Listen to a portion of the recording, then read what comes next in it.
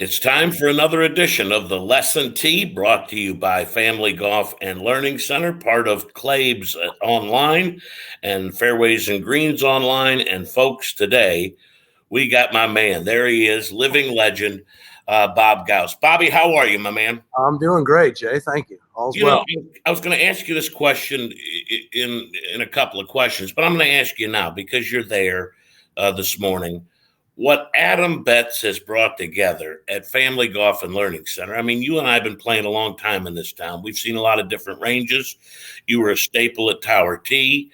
But what Adam has put together, it's remarkable for guys like you and I.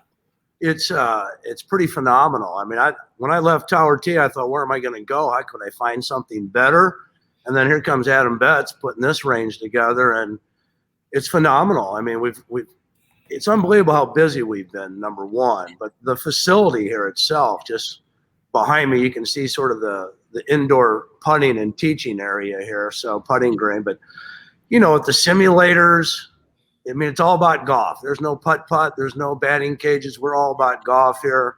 So it's the simulators. It's the range, beating balls, and the facility's phenomenal. It's everything you need. Everything you want is right here. So it's pretty good. I mean, it really is phenomenal what he's done, and I salute Adam, and I know you do. Why did Bob become a teacher of golf? Boy, back in the day, when I was in high school, I was sort of the teacher there. I'd taken so many lessons from great teachers in the past.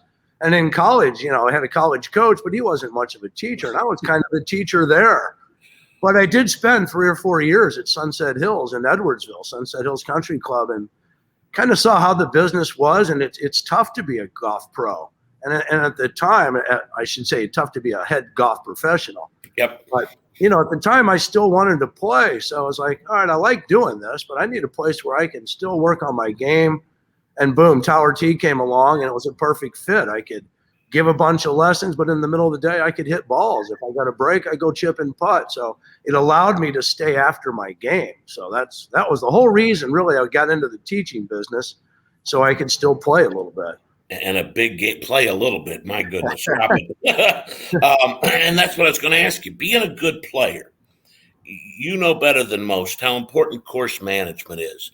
And, I'm not saying people should get a playing lesson from the staff at Family Golf and Learning Center, but talk about situations on the course with a guy like you, because, that's something I don't think everybody thinks about. And I think it can help a 2 or a 22. Well, I do take a lot of students out. We talk about, different situations. What would you do here versus this? Showing some, show them how to have an imagination to hit different shots. Part of course management starts before you even get to the range.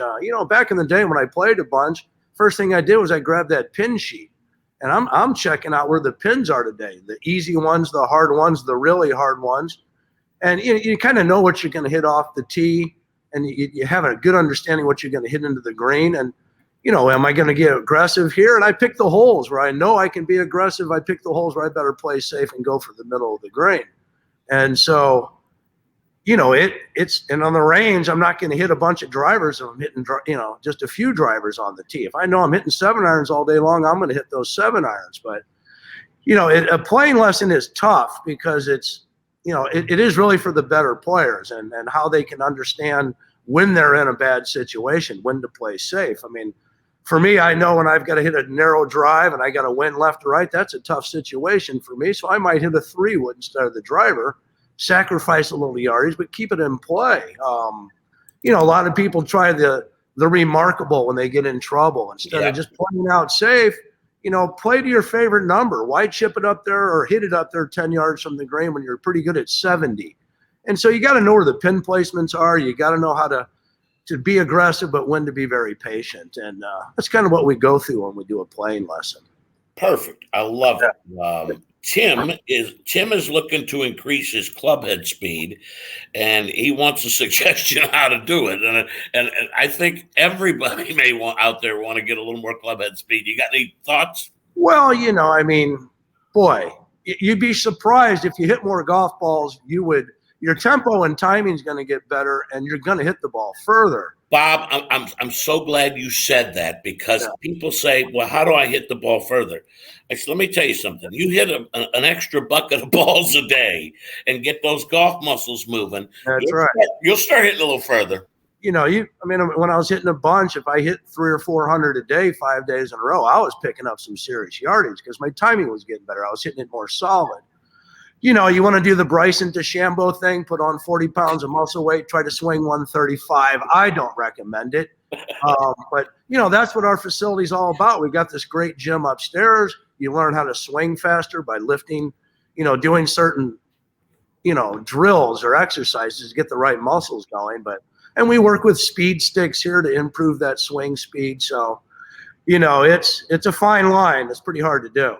Yeah, the folks at Elevated Performance can help you with that, all part of the package there. Right. Now, Jennifer, who says she plays once a week at the old Creve Coeur 9, that place. How far apart she wants to know how far apart her feet should be at address to a driver, and is it different, or at address, and is it different for the driver, the 5-iron, the wedge down the progression?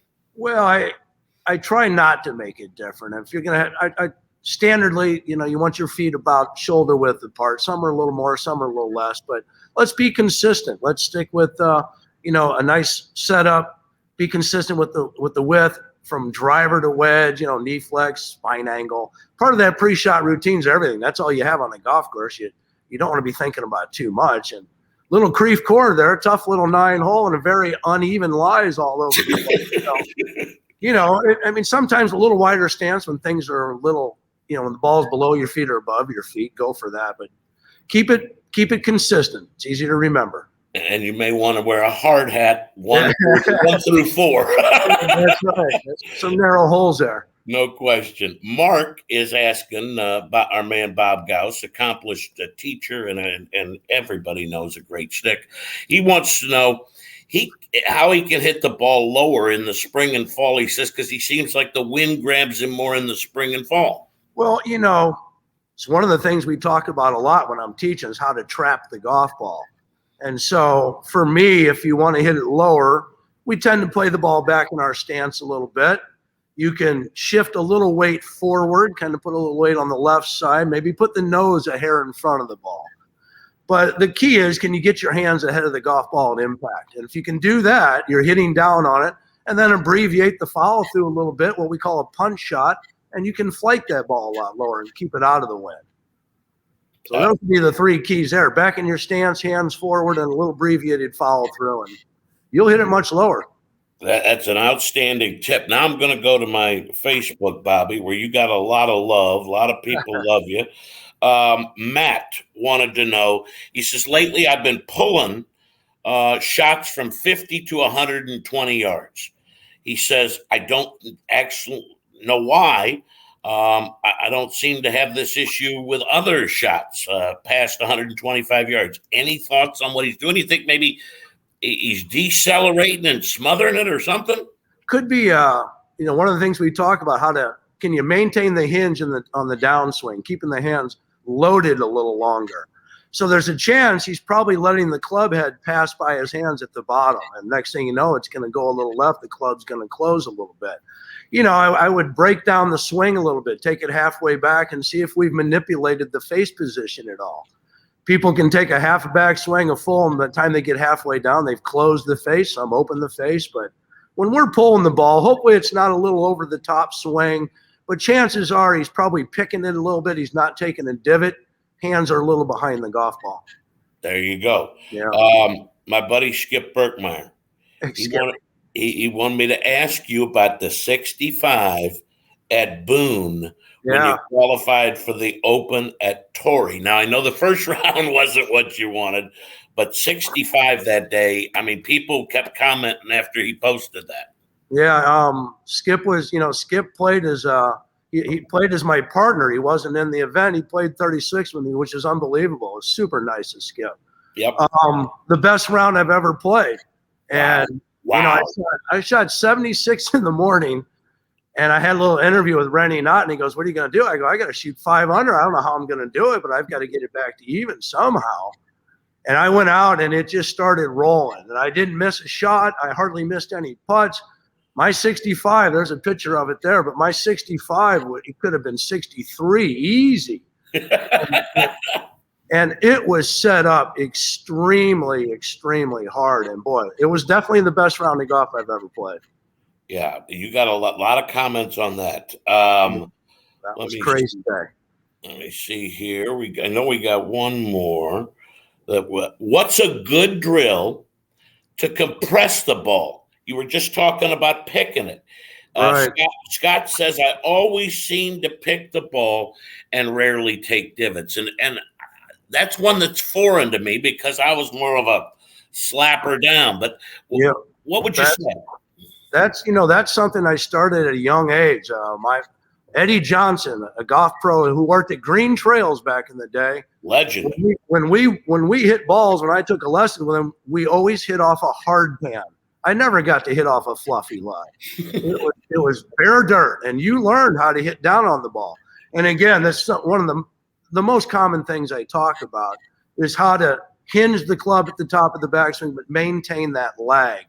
And if you're not taking a divot, your hands are behind the ball at impact. And so it's a pick, it's a scoop, and you're going to lose distance on top of that. So the drill is to kind of do it very slowly and try to load it. Keep those hands hinged all the way to the inside of your right knee and then unhinge late. And that's how we do it. And you got to learn how to pinch that guy. This comes from John, and he wants to know, and he says, getting rid of flippy wrists at impact and using more of his body rotation to square the club face. Well, there's some truth to that. We need the body rotation going first. The hips go, then the shoulders turn. But, again, we're back to that lag. And it's the hardest thing to do. You watch a baseball player, he's not going to unhinge his wrist too soon. He'd hit everything dead left. He could never even push the ball to the right side.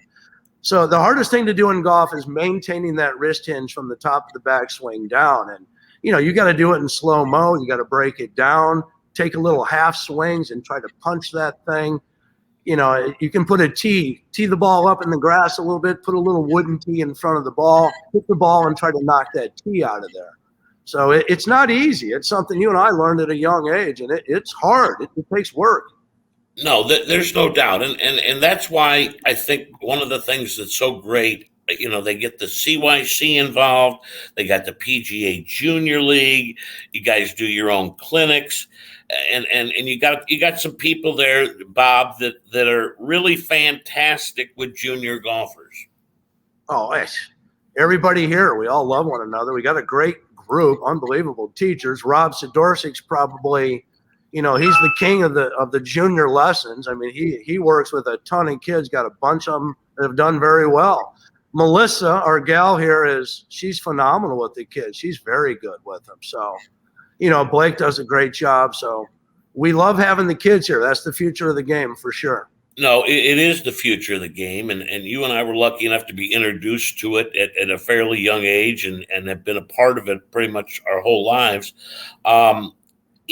What's the best tip you've ever been given golf-wise?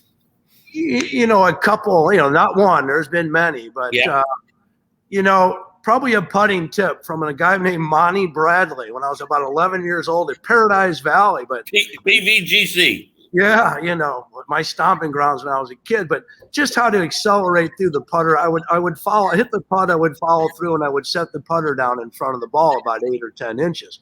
But it keeps the putter blade low to the ground. It makes you accelerate through. So that was one of my best putting tips for sure. Swing-wise, when you play in a big event, and even people go through this when they're standing around, all of a sudden there's 3 groups behind them. They get nervous. Yep. So, I've played in some nice events, as you know, and you stand on that first tee and there's a few people standing around there. So swing tip there is swing 70%. I know I'm going 110. It's got to feel like 70%.